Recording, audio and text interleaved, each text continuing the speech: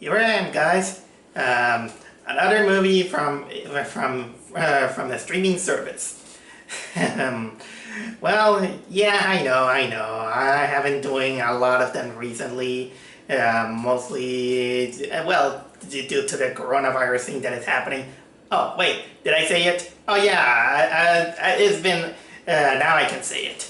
Okay, but I also, again, I already told you in the last review that I am dealing with some personal things, and mostly relating to some health things. Don't worry, it's not that bad again, but it's still going on. So, but still, that doesn't stop me from going to watch the latest Disney film that was supposed to be on movie theaters, and finally Disney decided, hey, you know what, it's been a while since we drop out a movie that we already planned to follow to put on movie theaters.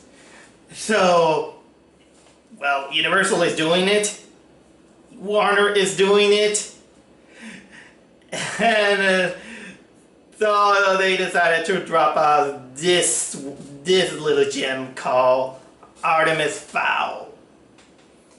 Ah, man. First, let me clarify. This is a Disney Plus streaming service exclusive movie.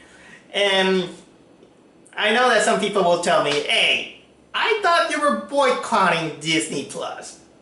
I am. I still am. But that movie, people were talking about it. So I got so much curious that at least I decided to get the 7-day trial for this reason only. So I got it, and you know what? Artemis Fowl. Now I can see why I'm gonna keep boycotting Disney Plus. Because if Disney's keep giving us movies like that, damn it.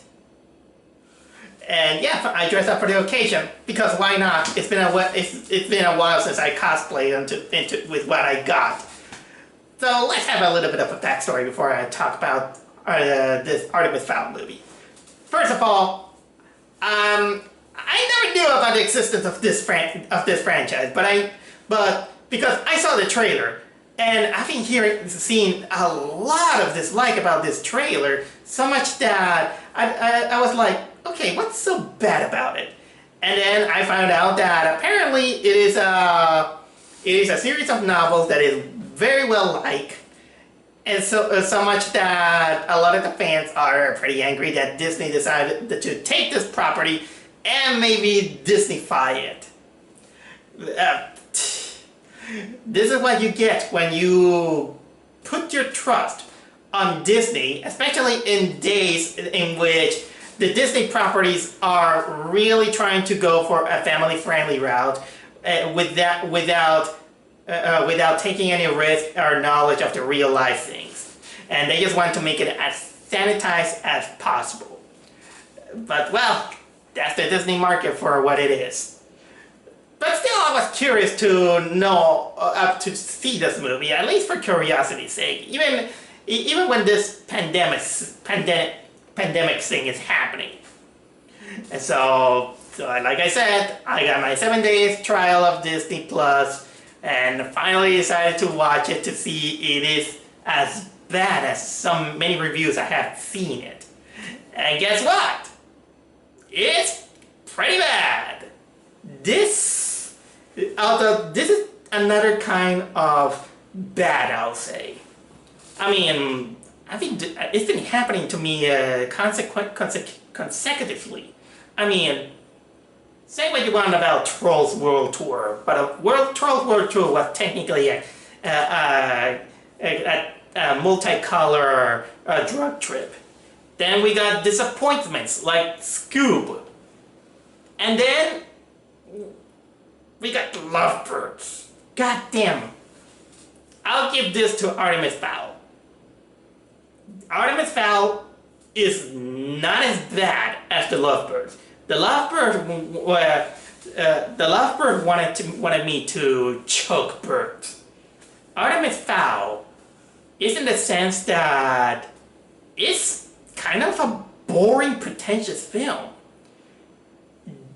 Because this is technically a Disney Channel style, Spy Kids style movie that it wanted to do too much, but technically understand a little bit too little. That when you want to create a big giant world, you need to restrain a little bit of information of the things that you're doing.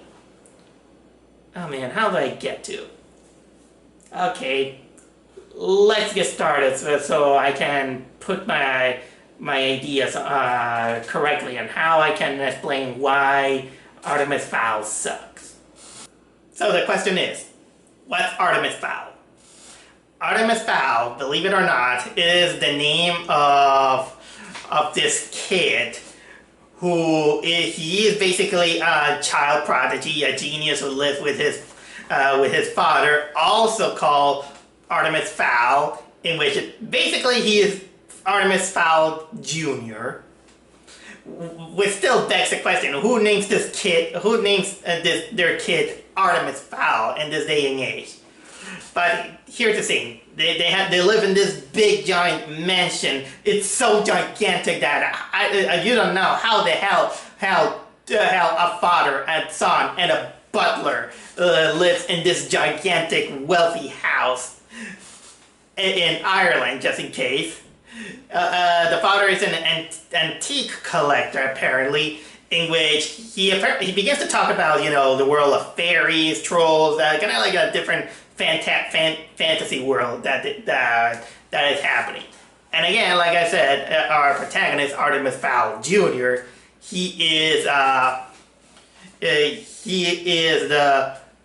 child prodigy, so much that he talks back to psychologists, and he doesn't want his father, to go into his mission. But then the plot starts when the father is kidnapped by apparently a bad guy that is cloaked, kind of looking like one of the members of Organization 13 from Kingdom Hearts, and it gives him kind of like a bargain, saying that he's gonna give his father, if they get this magical artifact called I think it was called the Oculus, in which the father has it. So technically our protagonist Artemis Fowl must try to get this artifact, which is apparently in possession of fairies, and then of course we got the fairies who they're also into it.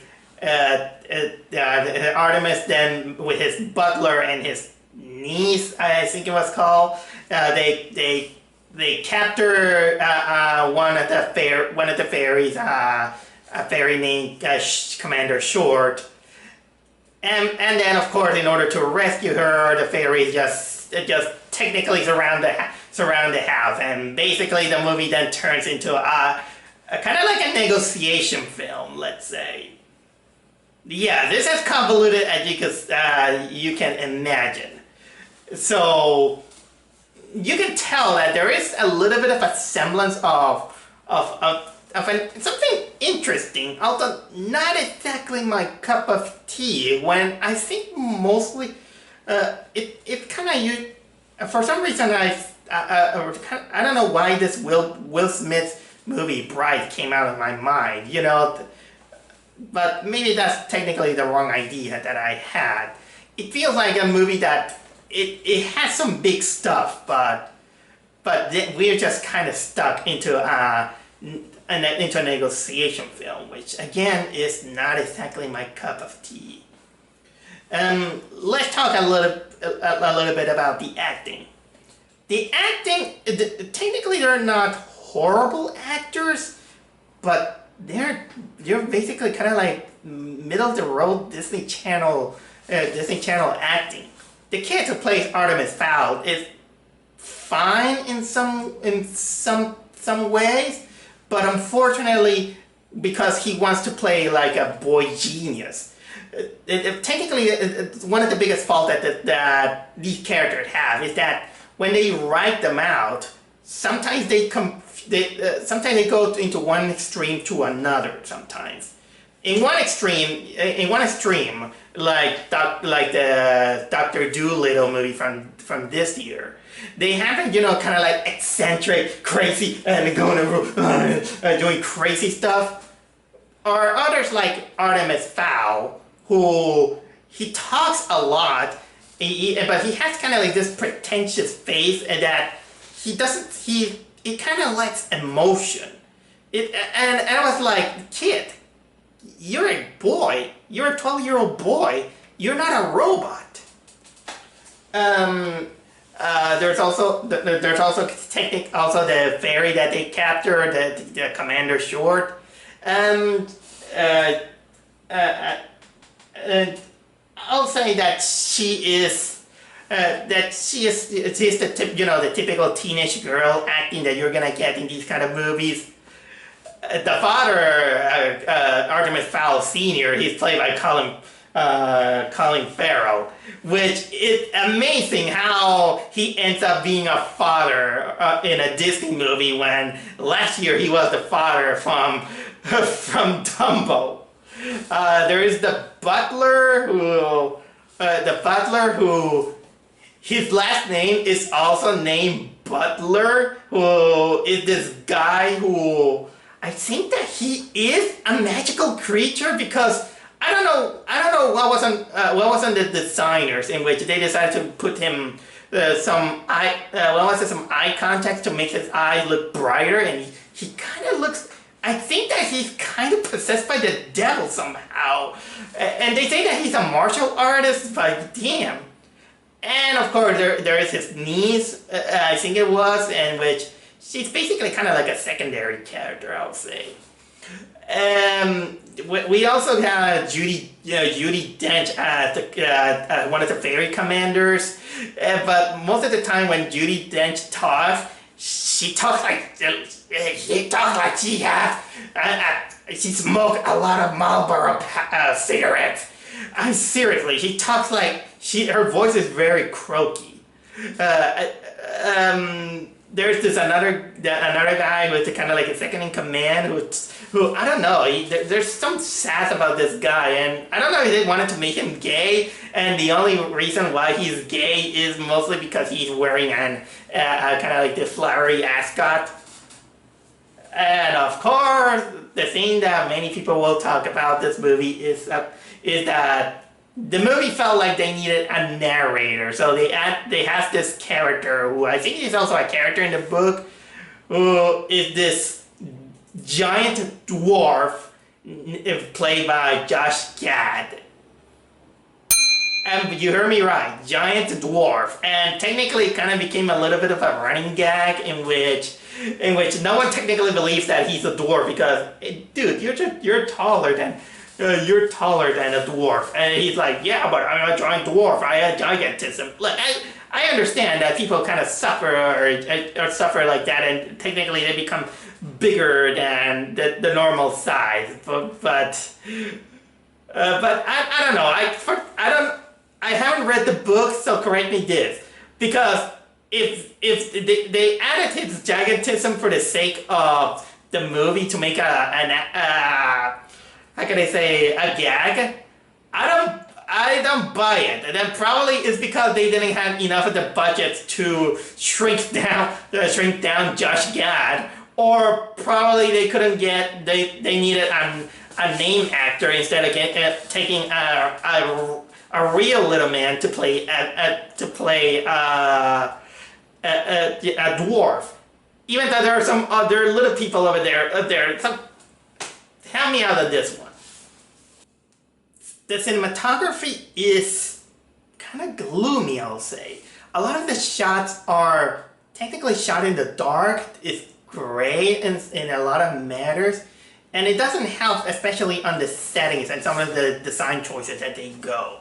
For one, I don't like the setting of the fairies. apparently they wanted to set up, that the fairies live underground by the nucleus of the center of the earth.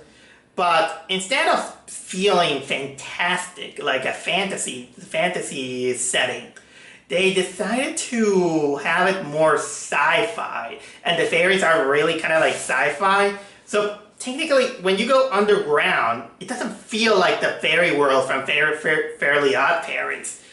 It more feels like you entered another kind of like another one of those Star Wars movies. For some reason, in my head, this awful movie known as the Valerian movie that came out of my head. That's how it feels like, and I don't like. It's also that all the time, all these people they keep calling themselves fairies. Yeah, but I didn't buy it because first of all, they don't have wings. They are so technologically advanced that they don't have wings attached to their body naturally. They have to spring it up from their technological backpacks. So much that it kind of reminds me of the Wasp Woman from the Ant-Man movies, and to this green color it's ridiculous. It makes them look like they're dressed up like Green Goblin. So I'm not too fond into it, and I was like, you guys are the least fairies I have ever seen. The only thing that you seem to be calling yourself fairy is because you got pointy ears, and for some reason you say that you have magic, but I don't buy that there's magic. Apparently you're confusing technology with magic, and I don't get that. By the way, this armed forces apparently is called Leprechaun, apparently. And for something called Leprechaun, I think that will be a more fitting name because of the green costume that you guys are wearing. Oh man. Another thing that bothers me on a little bit, you see a little bit also the pretentiousness of the cinematography, because almost the whole movie, in a few moments, you notice that this is all told by the perspective of Josh Gad, in which apparently he's been captured by the police and then taken to prison, where he narrates the whole story like he's been there the whole time, and every time where we see Josh Gad being narrated, the movie apparently decides to feel that is smart, and they shot those scenes in black and white, almost like he is in a film noir movie. So, but I don't know. It doesn't feel earned. And speaking of Josh Gad, this guy, he's basically kind of like this pickpocket dwarf that he kind of tries to make his best impersonation of Star-Lord, only to kind of fail. And although honestly, the biggest thing that I remember of this guy is that for a dwarf, the quality that he has is that the way he digs is that he can stretch out his mouth like something like that. It's horrifying. But you know what? I'll give it credit to that. I'll give credit to that this dwarf can go. It's kind of like a creepy effect, but somehow I got kind of like I just wanted to be amused for something. Although there is also kind of like a small gag involving a pickpocket thing that also gave me a little bit of a chuckle. Oh yeah, and again, Josh Gad, when he tries humor sometimes there is a moment that feels improvised. And it feels unfunny, I'll say. I'm not going to exactly reveal you everything, but it has to do with him. And he mentions that Judi Dench kind of looks like David Bowie. I don't get it. Oh man. Alright then, pacing of this movie. This is kind of like a slow-paced movie in which guess what? Well, the movie advanced. I was just watching, you know, all the characters having their setup of the whole thing, but the setup goes so long that finally we get technically kind of like the first action scene in which the fairies stop a troll from crashing a wedding, and then I decided to watch the time, and it was like 26 minutes. 26 minutes, and our title character, Artemis Fowl, haven't done absolutely dick. Man, this is how you set up your hero. And by the way, Artemis Fowl barely does anything. A lot of the more active moments is left to other characters, so much that Artemis Fowl, he just kind of like the negotiator. In which they try to make him a little bit likable, but mostly is with some obvious notes in which how to make the character more likable by making the character trusting another character, believing in the power of friendship, or a character pointing out by saying that, dude, you're too full of yourself. You think that you are better than everyone else. Correct me if I'm wrong, but from the little I heard is that the charm of the Artemis Fowl books is that our supposed title character, he's supposed to be an anti-hero, or more likely a villain. He is, in which I did hear that most of that, from what I heard from a reviewer that I watched before this, is that Artemis Fowl technically wanted to increase some riches by taking a fairy hostage and everything. It didn't take. I don't exactly know the details. It's just from what I heard. And honestly, when you think about it, that could have been very interesting.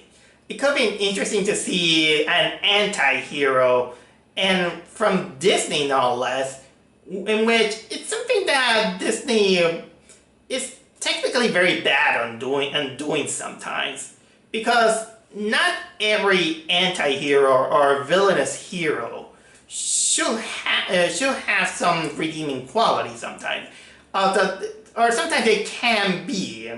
The best example that sometimes I can think of some anti-heroes like that are, for example, like in the Shin Megami Tensei series, or Joker from Persona. That's what it come to my mind sometimes. Or let's say, for example, Kratos from the first three God of Wars. You asked me about the latest God of War. I don't know. I haven't played that game. Basically, these kind of villainous heroes, in which, while they do despicable things, there is some sense that they're likable and you can root for them, and even you want them to succeed under crimes. Now that I think about it, I kind of think about it kind of like a Grand Theft Auto character, but I don't want to go that far, especially considering that I do have a hatred to Grand Theft Auto games. And I know that Disney and probably, I don't know if Artemis Fowl crosses this kind of line, but no, it doesn't. When there are moments in which a character can be killed, it kind of gets an excuse out of it. Oh, and speaking of excuse, let me talk to you about some of the elements that this movie has, because the plot is convoluted as hell. It wants to cram so much information that I'm just confused of everything, and even about how this world works. Apparently this organization of fairies has this kind of like technology that stops time, and then things happen with the time. You can notice that there are some moments in which scenes are cut off. Yeah, and speaking of cut off, there are moments in which there is a moment in which they cut off from the trailer, and I was like, what was that about?